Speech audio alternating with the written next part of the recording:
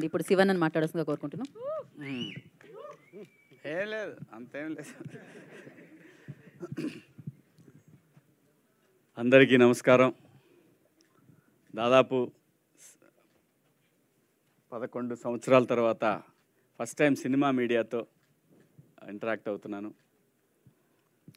చాలా సంతోషంగా ఉంది.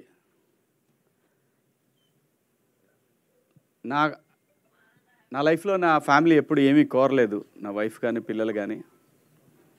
లాస్ట్ ఇయర్ నన్ను వాళ్ళు అడిగింది ఏంటంటే, పిల్లలు పెద్దోళ్ళు అయ్యారు, వాళ్ళు అడిగింది ఏంటంటే, నాళ్ళు నువ్వు సొసైటీ సొసైటీ సొసైటీ అనుకుంటా నువ్వు యాక్ట్ చేసేటప్పుడు మేము చూడలేదు, ఇప్పుడు యాక్ట్ చేయనా అని అడిగారు పిల్లలు. సరే, దానికి సరైన సమయం సందర్భం వస్తుంది, వచ్చినప్పుడు మనం అడగక్కర్లేదు. సినిమా ఎప్పుడు కూడా అండి, నువ్వు సప్త సముద్రాల్లో ఉన్న లాక్కొస్తుంది. సినిమాకున్న గొప్ప విషయం అది. అలా ఏదో ఒక రోజు వస్తుందని నాకు తెలుసు. ఎప్పుడొకప్పుడు నేను ఖచ్చితంగా మళ్ళీ కనెక్ట్ అవ్వాల్సిందని తెలుసు నాకు. ఆ సందర్భంలో నేను యాక్చువల్గా ఒక తమిళ సినిమా తీసుకున్నాను, నేను కొన్నాను. నేను ఇంతకుముందు కూడా ప్రొడ్యూస్ చేశాను, తాజ్మహల్ అని మీ అందరూ తెలుసు.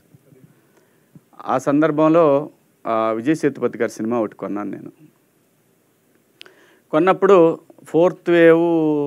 థర్డ్ వేవ్ వస్తుందని మళ్ళీ మొదలుపెట్టారు. అప్పటికే ప్రొడక్షన్, ప్రీ ప్రొడక్షన్ అంతా అయిపోయింది, డైలాగ్ వెర్షన్ అన్నీ అయిపోయినాయి, మ్యూజిక్ కూడా అయిపోయింది, అంతా టెక్నీషియన్లు అంతా సెట్ అయ్యారు, అంతా అయిపోయింది అన్నారు. ఇంకా మనకు దరిద్రం వదలలేదురా, వద్దులేక సరే అయిన వరకు అయిందిలేని అంతటితో ఆపేశాను. ఆపినప్పుడు మళ్ళీ అంతా లాస్ట్ ఇయర్ నేను ఒకసారి సరే నాకున్న సర్కిల్లో ఒక బెస్ట్ పర్సన్ని చూజ్ చేసుకుని ఆయన దగ్గరికి వెళ్దామని చెప్పి వెళ్ళాను. ఆయనే ఈటీవీ బాపినీడు గారు. ఆయన కలిసి ఇట్లా నా దగ్గర ఒక 2 సినిమాలు ఉన్నాయండి, నేనే చేద్దాం అనుకున్నాను, కానీ నాకు అనిపించింది కరెక్ట్ కాదనే భగవంతుడు ఆపాడేమో తెలియదు. ఈ సినిమాలు మీరు చూసి మీరు చేస్తాను అన్నా సరే, లేదంటే మీరు తీసుకున్నా సరే, నాకు ఇది డెడ్ ఇన్వెస్ట్మెంట్ అని చెప్పి ఫ్రాంక్గా చెప్పాను ఆయనకి. ఆయన అంతా విన్నారు. సరే మా టీంకి ఇస్తాను, చూస్తా అన్నారు. అన్న తర్వాత చాలాసేపు చాలా ఆప్యాయంగా మాట్లాడారు. మాట్లాడిన తర్వాత నేను ఒక మాట చెప్తా, శివాజీ చేస్తావా అన్నాడు. చెప్పండి సార్, నువ్వు యాక్ట్ చేయవయ్యా అని అన్నారు. నేను చేయనని ఎప్పుడు అనలేదండి ఎవరితో కూడా. శివాజీ రాజకీయాల్లోకి వెళ్ళిపోయాడు, సీఎం అవుతాడు, పిఎం అవుతాడు అని జనం ఊరికే అనుకున్నారు. నాకు అసలు రాజకీయాల్లోకి ఎప్పుడు కూడా వెళ్ళాలని, రాజకీయ పార్టీలో ఉండాలని నేను ఎప్పుడు అనుకోలేదు. కేవలం ఆ రోజున్న ఎమోషన్స్, ఆ డివిజను, ఆ ప్రాంతం అనే ఎమోషన్ తోటి నేను ప్రజల కోసం కనెక్ట్ అయ్యాను. రాజకీయాలు నేను ఎప్పుడు కూడా చేయాలనుకోలేదు, చేయలేదు కూడా. సో నన్ను అలా ఇంకా శివాజీ రాడు సినిమాలు చేయడానికి కొని చాలామంది అనుకున్నారు కాబట్టి అలా అవాయిడ్ అయిపోయానండి నేను. మీరు ఇస్తే చేస్తా సార్ అన్న, మీరు చెప్పండి ఏదన్నా ఉంటే చేస్తానన్నాను. ఒక 1.5 month 2 months తర్వాత ఒకరోజు ఈటీవీ నుంచి కాల్ వచ్చింది. ఆయన పేరు సత్యనారాయణ గారు. ఒకసారి సాయికృష్ణ గారిని కలుస్తారని అంటే, అప్పుడు మన నితిన్ గారు వాళ్ళు కలిశాను నేను. కలిసినప్పుడు వాళ్ళు ఇట్లా ఒక కథ ఉంది వినండి మీరు అని చెప్పి నాకు ఆ రోజు కథ వినిపించారు. అదే 90s #90s middle class biopic. చాలా బ్యూటిఫుల్ స్క్రిప్ట్ అండి. వెంటనే నేను విన్న తర్వాత జస్ట్ 10 minutes తర్వాత చెప్పాను. చెప్పిన తర్వాత ఓకే అండి చేద్దామని చెప్పాను. అది ఇంకా ప్రొడక్షన్ అంటే సెట్స్ మీదకి వెళ్తుంది అన్నప్పుడు నాకు బిగ్ బాస్ ఆపర్చునిటీ వచ్చింది. కానీ యాక్చువల్గా ముందు ఇదే నేను యాక్ట్ చేయటం ఫస్ట్ ఇదే. కాకపోతే మళ్ళీ రీఎంట్రీ స్క్రీన్ మీద మాత్రం బిగ్ బాస్లో కనిపించాను అందరికీ. సో బిగ్ బాస్ వచ్చింది తర్వాత వీళ్ళకి కూడా చెప్పాను, ఇట్లా బిగ్ బాస్ వచ్చిందండి, మరి నాకు పలానా రోజు అడుగుతున్నారు, మీరు ఆలోపు ఫినిష్ చేయమంటే చేశారు. 90s స్టార్ట్ అయింది, నా వల్లనే తొందరగా స్టార్ట్ చేశారు, నా కోసమే స్టార్ట్ చేశారు తొందరగా. అందరూ అనుకున్నట్టు, చాలామంది అనుకున్నట్టు ఈ క్రేజు అది ఇది ఏమంటే నేను ఎప్పుడు ఇలాగే ఉన్నానండి. నేను వచ్చిన రోజు నుంచి నా లైన్ నేను ఎప్పుడు దాటలేదు. ప్రతి ఒక్కళ్ళు అర్థం చేసుకోవాల్సింది ఏంటంటే, మనకంటూ ఒక టైం రావాలి, వచ్చినప్పుడే జనానికి మనం కనెక్ట్ అవుతాం. కొన్ని సందర్భాల్లో ఎందుకో మనకు తెలియని వాళ్ళు కూడా మన గురించి చాలా బాగా తెలిసినట్టు, మన పక్కింట్లో ఉండి చూసినట్టు మాట్లాడుకుంటుంటారు. ఇలాంటి సందర్భం చాలామంది మనుషులకు వస్తుంది. నేను రియల్ లైఫ్లో కూడా ఇలాగే ఉంటాను. నాకు వచ్చింది నేను ఎప్పుడు నా చుట్టూ ఉన్న వాళ్ళకే పంచాను. ఆ విషయంలో నన్ను బాగా దగ్గర తెలిసిన మీడియా మిత్రులందరికీ తెలుసు. నాకు ఎంతోమంది అవకాశాలు ఇస్తే నేను నా చుట్టూ ఉన్న వాళ్ళకి చాలామందికి అవకాశాలు ఇచ్చాను. అందుకే నేను ఆ ఫ్లోలో అన్నాను, నాకు అది ఇష్టం, బతికించు నీ చుట్టూ ఉన్నవాళ్ళు. ఎందుకంటే బతకడమే కష్టమైపోయిన ఫ్యామిలీ నుంచి వచ్చిన మనిషిని కాబట్టి, బతుకు వీళ్ళకి తెలుసు కాబట్టి. ఈరోజు కూడా నేను నమ్మేది ఒకటే, నీకు ఉపయోగపడినా పడపోయినా నీ చుట్టూ ఉన్న వాళ్ళకి ఎవరికైనా ఉపయోగపడిద్దా? పిల్లలకు కూడా అదే చెప్తాను నేను. నాన్న అది మనకు దూరంగా ఉన్నా సరే వాడికి ఉపయోగపడిద్దా, చేసేద్దాం, మనకి తర్వాత వేరేవాడు చేస్తాడు మనకి హెల్ప్. ఆ పద్ధతిలో ఉన్నాను కాబట్టి దేవుడు ఈ రోజున అదేనంటాను, నమ్మి నిజాయితీగా ఉంటే ఎప్పటికీ సక్సెస్ ఏదో ఒక రోజు, ఆఖరికి నువ్వు 80 సంవత్సరాల వయసులో ఉన్నా కూడా నీ దగ్గరికి వస్తుంది. అది ఈ భూమి మీద నువ్వు బతుకున్నప్పుడు ఆ సక్సెస్ నువ్వు చూస్తావు.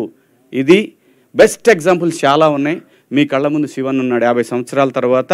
అబ్బా అందరూ శివన్న శివన్న శివన్న అని చెప్పి మీరు అంటూ ఉంటే అనిపించింది, ఓకే నేను ఇన్ని సంవత్సరాల నా ఘోషని భగవంతుడు విన్నాడా. వినిన తర్వాత నిజంగా చెప్తున్నాను, హౌస్ నుంచి వచ్చినాక ఇంతకుముందు సిరీస్లు చేసిన వాళ్ళు చాలామంది, ఎవరికి కూడా మనం అంత గొప్పగా బ్రేకులు చూసిందేం లేదు. కానీ నాది డిఫరెంట్ కేసు. నేను ఆల్రెడీ సినిమాలు చేస్తున్నాను కాబట్టి నేను వచ్చిన రోజు నుంచి స్క్రిప్ట్లు వింటానే ఉన్నాను. అలా అని చెప్పి మనతో పెద్ద పెద్ద సినిమాలు ప్లాన్ చేస్తున్నారని నేనేం చెప్పను.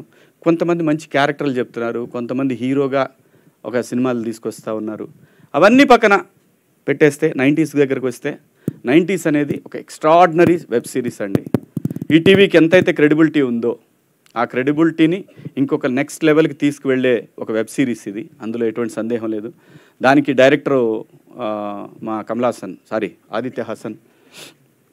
ఆదిత్య చాలా నాకు ఒక అంటే మిస్ అమ్మ తీసినప్పుడు నీలకంఠ గారు ఎలా కనపడ్డాడో ఆ స్టోరీ చెప్పేటప్పుడు నాకు అలా కనిపించాడు తను.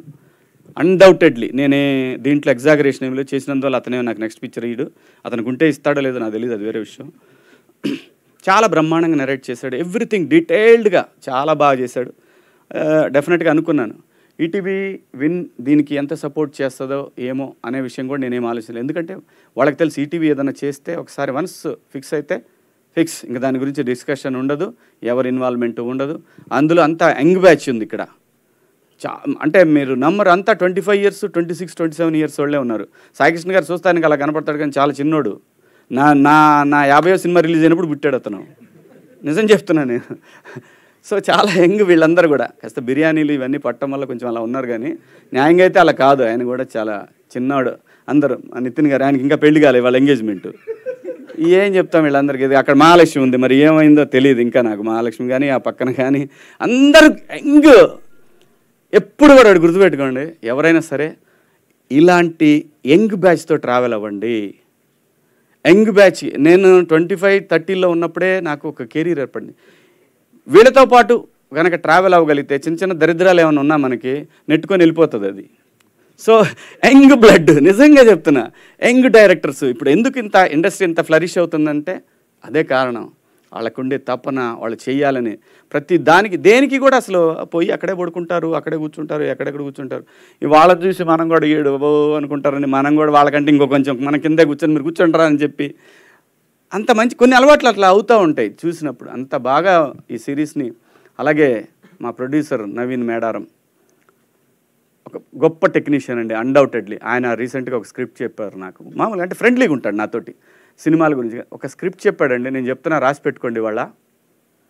అది ఒక నెక్స్ట్ లెవెల్ ఫిలిం తెలుగు సినిమాకి. ఆయన చెప్పిన కథ తన విఎఫ్ఎక్స్, లండన్లో విఎఫ్ఎక్స్ మీదనే తను చాలా సినిమాలకు వర్క్ చేసి వచ్చాడు. ఆయన చిన్నోడు కాదు నవీన్ మేడారం. తను అన్నీ కూడా నాకు మొత్తం తన విఎఫ్ఎక్స్ చేసిన సినిమాలు, ఇంగ్లీష్ సినిమాల లిస్ట్ ఇస్తే షాక్ తింటాం, ఎగ్జాగరేషన్గా ఉంటుంది. So very good technician. తాను ఈ స్క్రిప్ట్ని యాక్సెప్ట్ చేయటం అనేది డెఫినెట్గా ఆయన అంటే కథని జడ్జ్ చేసి కథ బాగుంటే ఆడుతుందని నమ్మి దీన్ని ఒక ప్రొఫెషన్గా తీసుకొని ఇంకో కుర్రోడికి లైఫ్ ఇవ్వటం అనేది ఇంకో డైరెక్టరు, అది హ్యాట్స్ ఆఫ్. డెఫినెట్గా నవీన్ గారు హ్యాట్స్ ఆఫ్ అండి, చాలా బ్రహ్మాండంగా మీకు. అలాగే మా కెమెరామెన్ అజింబాయ్ ఏడి తోపు, తమిళ సినిమా ఏం బిర్యానీ అది మంది, కడిసెల బిర్యానీ, తోపు ఫిలిం, తోపు కెమెరామెన్. అలాగే ఇప్పుడు గూఢాచారి 2 ఆయనే కెమెరామెను. సో ఇంకా ఆయన గురించి చెప్పాల్సింది పెద్దగా, ఆ ఫిలిమ్స్ గురించి చెప్తేనే మనకు అర్థమైపోద్ది. గొప్ప టెక్నీషియన్. అదే కుర్రోళ్ళతో ట్రావెల్ అయ్యటమే బెటర్ అని నాకు బాగా క్లారిటీ వచ్చేసింది. ఏదోటి మన మీద ఉన్న గౌరవంతో లాక్కొని పోతారని కూడా అర్థమైంది నాకు. అలాగే మన ఈటీవీ మొత్తం టీం అంతా కూడా చాలా బ్రహ్మాండంగా వాళ్ళే కోఆర్డినేట్ చేయడం. జనరల్గా ఏంటంటే క్రియేటివ్ హెడ్ అంటే ఏంటంటే ఆయన ఒక ఆఫీస్లో కూర్చొని ఇదివరకటి రోజుల్లో మంచి చక్కటి బిర్యానీలు తెచ్చుకొని బ్రహ్మాండంగా బాగా మనల్ని జడ్జ్ చేస్తూ మన గురించి తెలియకపోయినా ఆర్టిస్టులు అట్లా ఉండేది. కానీ నితిన్ అలా కాదు. ఆయన ఫస్ట్ డే నుంచి నాకు ఫోన్ చేసింది ఆయనే ఫస్ట్ అసలు యాక్చువల్గా ఈ కథ గురించి. ఫస్ట్ డే నుంచి ఈ ప్రాజెక్ట్ కానీ అలాగే ఇంక మిగతా ప్రాజెక్టులకు కూడా తనంతా డెడికేటెడ్గా వర్క్ చేసే ఒక టీం దొరకటం డెఫినెట్గా చాలా లక్. ఈటీవీ విన్ యాప్కి డెఫినెట్గా మంచి టీం దొరికింది. సో ఈ సిరీస్ని కనుక అందరూ యాక్సెప్ట్ చేయగలిగి ముందుకెళ్ళగలిగితే తెలుగు సినిమాలో తెలుగు ఇండస్ట్రీలో మనకి ఎట్లాగైతే ఓటీటీ ప్లాట్ఫామ్స్ అంటే ఓన్ తెలుగు ప్లాట్ఫామ్స్ తెలుగు వాళ్ళు స్టార్ట్ చేసిన లైక్ ఆహా, లైక్ ఇప్పుడు ఈటీవీ విన్, అలాగే ఈ సిరీస్కి మ్యూజిక్ చేసినటువంటి సురేష్ ఎంత బాగా అంటే ఒకటండి, నీ టాలెంట్ ఫస్ట్ కాదు, నీ బిహేవియర్ ఫస్ట్. అది మిమ్మల్ని ఆఫీస్ దాకా ప్రొడ్యూసర్ దాకా తీసుకెళ్తుంది. సో ఆ బిహేవియర్ ఎలాగుందో దానికి 10 times తన వర్క్ డెఫినెట్గా అంత బాగుంది ఈ సిరీస్లో. అలాగే ఆర్ట్ డైరెక్టరు ఈయన మాకు ఇప్పుడు కాదు 70s నుంచే తెలుసు. మా సినిమాలకు చేశారు వీరు కూడా. సో మొత్తం 70s నుంచి 90s దాకా గట్టి టీమే ఉంది దీనికి. సో అలాగే వాసుకి మ్యామ్, తను బాలచంద్ర గారి స్కూల్ అండి, ఇంకా మనం ఏం చెప్తాం ఆవిడ గురించి అందరికీ తెలుసు. తను ఎంత టైమింగ్ అంటే మనం ఎలర్ట్గా లేకపోతే తొక్కేస్తారు ఆర్టిస్ట్గా, మామూలుగా కాదు మనుషులుగా. అట్లా ఉంటుంది నిజంగా. అంత ఐఎమ్ సో లక్కీ. ఎందుకంటే బాలచంద్ర గారి స్కూల్ నుంచి వచ్చిన ఆర్టిస్టులు అంటే డెఫినెట్గా ఎక్కడో పాయింట్లో తెలుస్తూ ఉంటుంది. మనం నెక్స్ట్ టైం ఎప్పుడన్నా ఏదన్నా ఒక సీన్ చేసేటప్పుడు ఆ సందర్భంలో అలాంటి రియాక్షన్ ఒకటి అనేది. So thank you ma'am. మంచి నాకు వీళ్ళందరితోటి చాలా గొప్ప ఎక్స్పీరియన్స్. అలాగే మౌళి నేను నిజంగా కూడా ఏం చూడలేదు అబ్బాయి, ఇప్పటికి కూడా నేను చూడలేదు ఏమీ కూడా. తను చాలా పెద్ద యూట్యూబర్ అని విన్నాను నేను ఏమీ చూడలేదు. కానీ మంచి ఆర్టిస్ట్ అవుతాడు ఈ అబ్బాయి కూడా, అంత బ్రహ్మాండంగా చేశాడు. అలాగే ఇంకా ఈ సినిమాకి హీరో, ఈ సిరీస్కి హీరో రోహన్. రాసుకోండి, నేను చెప్తున్నా ఈ రోజున వాడే హీరో. శేఖర్ ఫ్యామిలీ అయినా కూడా ఆ ఫ్యామిలీలో ప్రతి కుటుంబంలో ఒకడు ఉంటాడండి చిన్నోడు, దొంగనా సన్ను.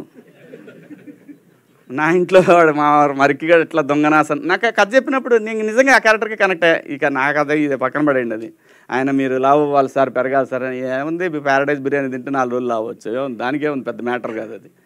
ఆడి క్యారెక్టర్కి నేను ఫిదా అయిపోయా, నిజంగా చెప్తున్నా. అంత మంచి క్యారెక్టరు ఆడు ఎంత గొప్పగా చేశాడండి.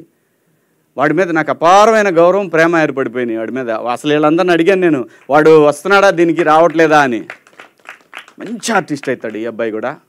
అదే చదువుకోరా ముందు, తర్వాత ఇవన్నీ చదువు చాలా ఇంపార్టెంట్. నేను చెప్తున్నా ఆర్టిస్టులు ఎవరికైనా సరే, చైల్డ్ ఆర్టిస్టులైనా లైక్ మోక్ష లాంటి ఆర్టిస్టులైనా చదువు చాలా ఇంపార్టెంట్, రాసుకోండి. మేమేదో BA చేస్తే ఎవడికి తెలియదు, BAలో ఏముంటాయి ఎవడికి తెలియదు.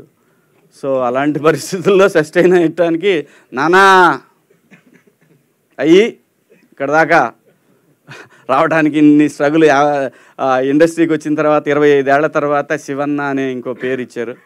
సో దానికి చాలా స్ట్రగుల్ ఉంది, చాలా మాటలు ఉన్నాయి, చాలా అవమానాలు ఉంటాయి. ఆ అవమానాలు అనేది ఎవరో చేస్తారని కాదు, మన కర్మే దానికి కారణం.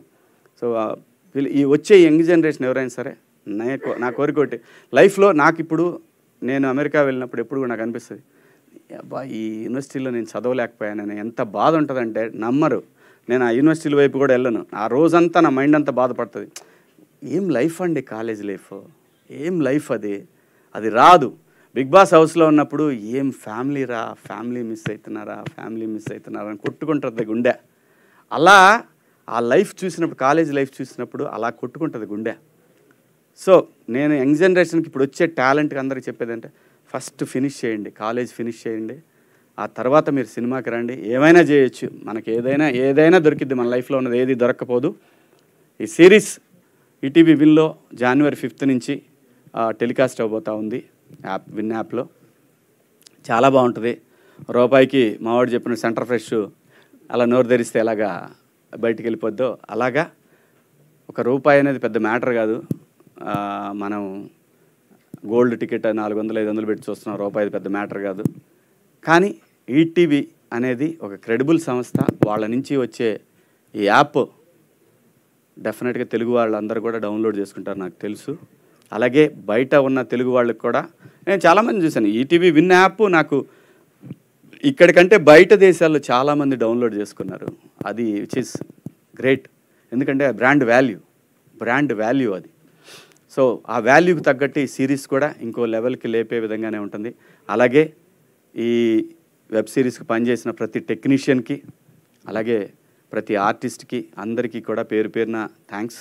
అలాగే మా ఈటీవీ విన్కి పనిచేసినటువంటి క్రియేటివ్ టీమ్కి, అలాగే మార్కెటింగ్ టీమ్కి, అందరికీ, ప్రతి ఒక్కళ్ళకి, మీడియా మిత్రులందరికీ, మీ అందరికి కూడా పేరు పేరున ధన్యవాదాలు. Thank you. మీకు అవకాశం ఉంటే ప్రమోట్ చేయండి దీన్ని కూడా. వాళ్ళు మళ్ళీ స్ట్రైకులు కొట్టకుండా నేను చూసుకుంటా, మీరైతే ప్రమోట్ చేయండి. ఈ సిరీస్ వరకు అదో హింస ఉంది వీళ్ళతోటి. ఈ కంపెనీలో చేరిన తర్వాత నాకు తెలియదండి, నా డ్యూటీ కొట్టడమే అంటాడు. వాళ్ళు చెప్పినా ఏండో, కానీ ఈసారి గట్టిగా చెబుతారు. మీరు ప్రమోట్ చేయండి. మంచి సిరీస్, చాలా బాగుంటుంది. మీరు చేస్తే నెక్స్ట్ సిరీస్లో నన్ను చేస్తావా అని అడిగాడు. నేను ఫాదర్ అయితే నా లవ్ స్టోరీ దాంట్లో చేస్తానని చెప్పాను. మేబీ తీస్తాడేమో తెలీదు. అతనికి ఉంటే చేస్తాడు ఖచ్చితంగా. Thank you so much. Thank you.